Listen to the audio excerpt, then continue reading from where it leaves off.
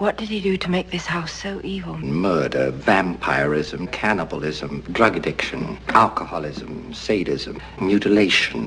How did it end? If it had ended, we would not be here. We're inside Hell House today, continuing our Hell House series, videos, because I thought, well, there's so many stories, why not mine them all? I thought, well, this would be an opportunity to say, hey, respond with your own rehab story. So I thought, well, do this, ask people to respond with their own stories. For instance, before I bought a whole lot of tools and started to build everything myself, I had a guy build bookshelves into this house, the small house that I had, the brick store and a half out of pine.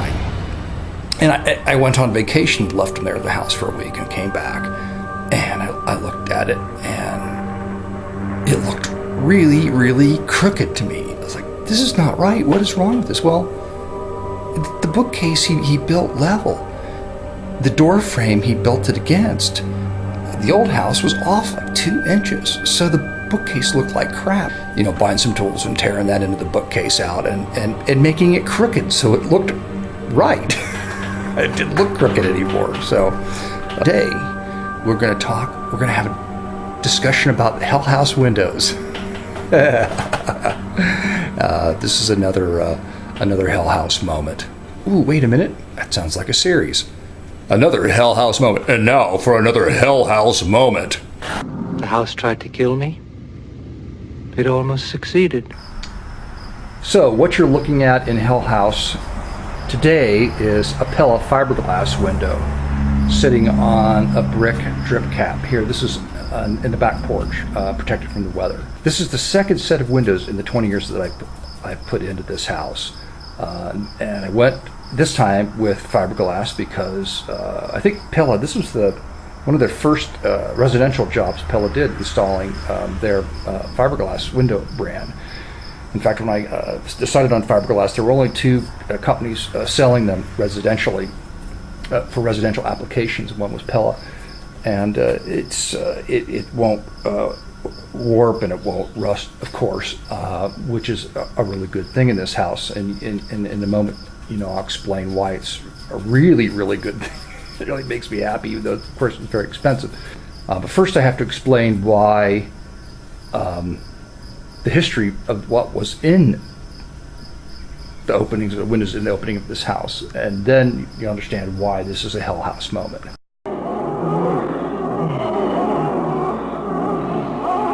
Well, you have to understand that I grew up in a house that was built in the mid-1800s. And that house still had the same windows, true divided light wood windows. The original windows of the house are still there. They're still in that house. So I thought, well, in my head, wood windows, that's what I want for the house. That's what I grew up with, and they seem to last. And so I looked around and actually looked at Pella wood windows. I was set on wood. That was my problem. And I went to Norco and looked at their windows, and I don't know, they were like $3,000 or $4,000 cheaper. So the problem was that the window openings in this house are unusually large. And well, there's a reason for that because of the view. So they were thinking, we'll make the windows as large as we possibly can. But it's not standard today. The standard windows in houses are smaller than what I've got. So to reduce cost, they built windows for me custom. The width was custom, but not the depth. So when I went around and framed out the inside of the house for my drywall, I had to adjust for the window depth. Big mistake. Okay, but nonetheless, I think about replacing these windows. No, why should I worry about replacing wood windows? The windows in the house I grew up in are still there, right? I can remember they came primed, and I asked the sales guy, I said, well, how soon, how long do I have before I should really have these things painted? And I can remember to this day he looked at me with horror in his eyes and said, well, as soon as possible. And it just went like over my head, right? So I painted them all. And there was like a 10-year warranty. And within 10 years, the seals, of course, started to fail. And they had to ship me like, I don't know, 7 or 8 panes. But worse than that, they started to rot. And inside of 10 years. And why were they rotting? Because the wood wasn't real wood. Well, yes, it was real wood, but it was like toothpicks glued together. It was like the worst pine, sectioned pine glued together, not hardwood, not like the windows in the house I grew up in. What a disaster. And the cranks and the hardware was just awful cheap, just a mess. So, of course, I don't have any money, right? So what am I doing? I spend like all this time like ripping out like rotted wood and you know, cutting and treated lumber and patching it together and painting it, and then, you know, then all the more seals fail and the windows, of course, won't open, and it was pretty awful. So you think that's the end of that tale of woe and misery? Well, no, it's not. It's not the end. It continues, because when I went with Pella, I had to face this thing with this weird opening that I created to fit the piece of fucking shit Norco windows in. Oh God, that felt good to say that. And so I said, no, if I'm going to go to this expense with these windows, I'm going to rework the openings so that they will fit in the way they're supposed to fit in, right? So the thing I told you, yesterday about, redoing the inside of the house, I had to tear off and I did it again, the whole thing.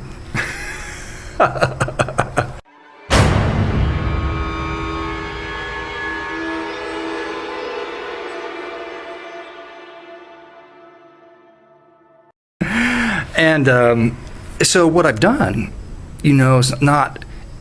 Originally what I did with the Norco windows is I furred out the walls and put drywall up, right? But I decided not to do that this time. So I actually put 2x4 framing on the inside of the house. Of course, you lose some square footage, but, you got to give something to get something. And then I insulated. I put the extruded foam insulation in the 2x4s, and I could do more wiring and, improve things. So that's another Hell House moment. Windows. Oh, yeah. Something I wanted to do and did, like before they would come to install. And Pella was a great company. They worked with me and they did the job like 3 or 4 windows at a time, and that gave me a chance to do this. And what is that? Well, let's go look. Because Pella was kind enough to install windows 3 or 4 at a time, is that I knocked all the brick drip caps out. I built a form. I bolted the form to the house, and I poured drip caps out of concrete right onto the house, putting a couple sticks of rebar in it, and so now they don't leak, and the brick underneath them doesn't explode. The windows, the house is held up. There's angle iron at the top of each of these windows. Well, that's not a good thing, because angle iron, especially if it gets moisture in it, it expands and contracts, and what does that do? Well, it causes your house to crack. So no matter how much brickwork I do, the house is still going to crack. What was the strange secret which lay concealed behind the forbidden doors of the Castle of Blood? There are other moments. There's, because of the water, the ceiling joist, and the ceiling started to collapse in the bedroom. I don't think I need to go into that today. Oh, it's enough woe and misery for one day. I can't take any more. Please stop.